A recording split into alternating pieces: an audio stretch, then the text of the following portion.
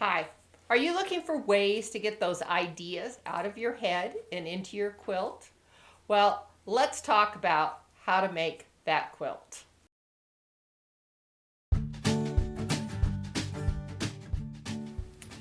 Hi, I'm Roberta from Quilt Crafters Corner, and today we're going to talk about how you get those ideas out of your head and into your quilts.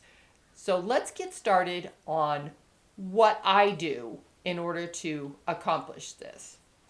Now, first, I usually have an idea in mind that I want to do. I'm looking for things that I haven't done before, something a little bit different and a little unique. So, to start simple, there's several ways that you can go. Now, the first thing is you can either decide what's going to be in the quilt and get it all down on paper, maybe even sketch it out, or you can kind of build it as you go. Now, I've done it both ways, and I'll talk about that a little bit more. But let's start with the main focus, the main idea, and that is when you start a quilt, you usually want the center of your quilt to have a main focal point. There are several ways to accomplish this. This could be done with a carpenter's star, 4 blocks that develop a medallion for the center. And there's several really nice block patterns that will make good medallions for the center of a quilt. The first one is called Jacob's Ladder. Now, I did a video last year on Jacob's Ladder. So let's take a look at this block. As you can see, this is 2 blocks, and you would make 4 of them. Now, this could either be done in an X pattern or a kind of a frame pattern if you did 4 of them. And this would make an excellent center for a medallion quilt. The next one I have is called Old Maid's Puzzle. Now, this is an interesting block pattern that would make an excellent medallion quilt if you put 4 of them together. They have a lot of triangles in this. So let's take a look at this block. As you can see, there's 2 large triangles and then there's several small half square triangles. And if you did 4 of these, you could do this pattern very easily as a center medallion. It would make a unique perspective for the center of your quilt.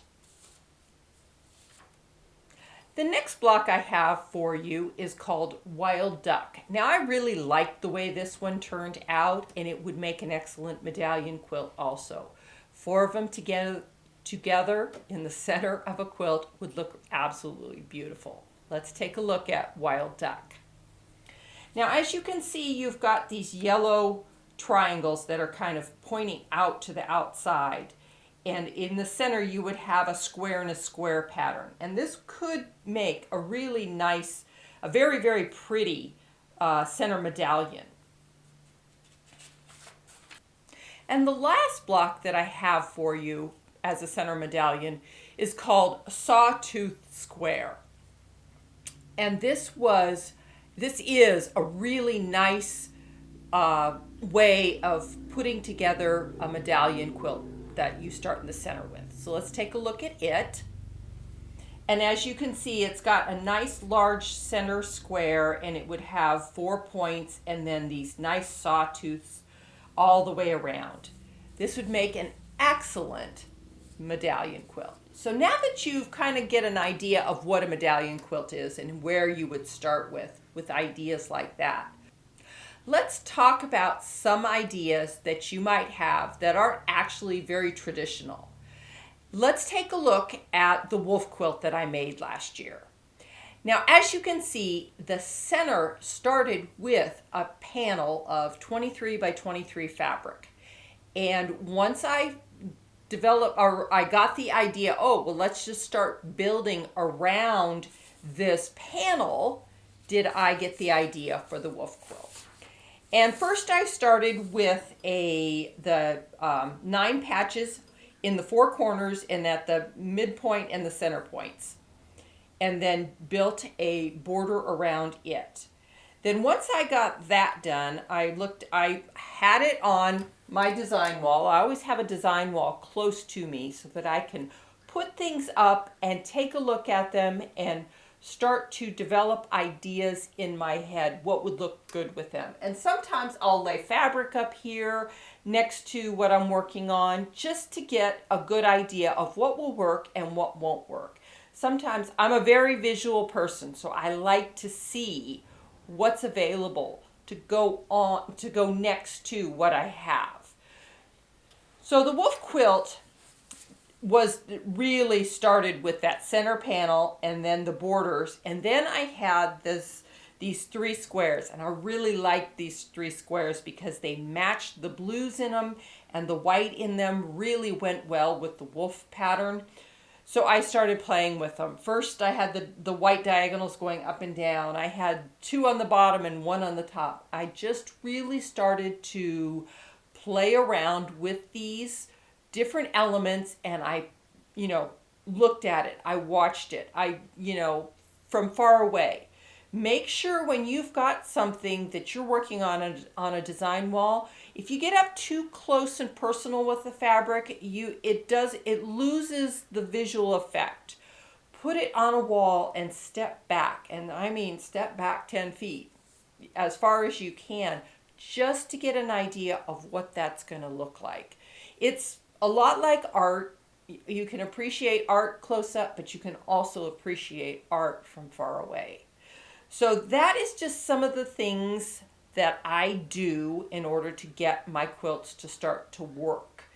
When I continued on with the wolf quilt, I started adding my borders, and this is where it got a little tricky because I had grown a 23 by 23 square into a 72 by 92 quilt. So just with adding borders and adding, different elements to it, you can grow a quilt really fast. So these are some of the things that you need to think about when you're doing this. So let's take a look at what I call my lock and key quilt. And this is the black one that I made and is on point. And it has a very distinct shape to it. And when I first had this up on my design wall, and I had it just with in squares next to each other, I didn't like the way it looked, and I thought, okay, well, I'll put sashing in. And I tried the sashing, and I didn't really care for the way it looked. So then I went, so I put it on point, and just having the design wall, putting it on point, stepping back and looking at it, that's when I went, okay, that's the layout, that's the pattern. I immediately recognized, oh yeah, that looks right. So once I put this on point, I had a visual of what it was going to look like. When I originally designed this quilt, I had the 12 squares. And the floating pinwheels are made out of the extra material that was cut off from the half square triangles in the blocks, incorporated in the blocks. So once I saw I had enough of those, I knew I wanted those to float on that outside edge. So I basically put them in a square, which put them on point for me, which made it really easy to put it into this border and make it float. The final touch was the gold piping that I had used in the squares itself. And this really set the quilt off and made it pop. So these are many ideas that you can do to make a quilt. And your imagination it can go anywhere. So I don't want you to be afraid of getting into the routine of making the same quilt over and over and over. The knowledge and confidence that you learn from making something just a little bit harder reflects in all areas of your life because it builds that confidence. It builds the confidence not only in your quilting, but in your life. And that's what I have found with quilting. You can really start to explore different things and build the confidence with doing that next hard quilt. So I really want to encourage you to try a different idea and just work with it. And like I said, design walls are wonderful. Just put it on the wall and look at it and leave it there for a couple of days. You don't have to do it all in one day. So really work with looking at it, walking away from it, and catching a glimpse of it out of the corner of your eye. It's amazing what you will see when you start to do this. So I want to thank you all for joining me. I really appreciate all of your comments and would love to hear what you have to say about this. And show me your quilts.